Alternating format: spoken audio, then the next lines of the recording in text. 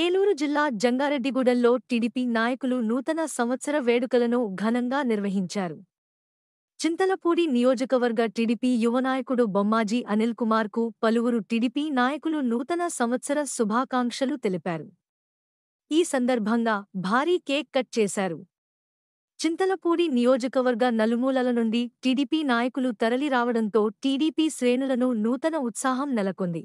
భారీ స్థాయిలో జరిగిన నూతన సంవత్సర వేడుకలలో బొమ్మాజీ అనిల్ కుమార్ చింతలపూడి టీడీపీ ఎమ్మెల్యే అభ్యర్థిగా దాదాపు ఖరారు అయినట్లు ప్రచారం జరిగింది. జై తెలుగుదేశం, జై జనసేన, మిత్రపక్ష ఐక్యత, మిత్రపక్ష ఐక్యత, మిత్రపక్ష ఐక్యత, చంద్రబాబు పాలన నాయకత్వం, చంద్రబాబు పాలన నాయకత్వం. సోమవారం కాంగ్రెస్ కిసాన్ సెల్ రాష్ట్ర అధ్యక్షులు జెట్టి గురునాథరావు పార్టీ కార్యాలయం వద్ద నూతన సంవత్సర కేక్ కట్ చేసి కార్యకర్తలకు శుభాకాంక్షలు తెలిపారు.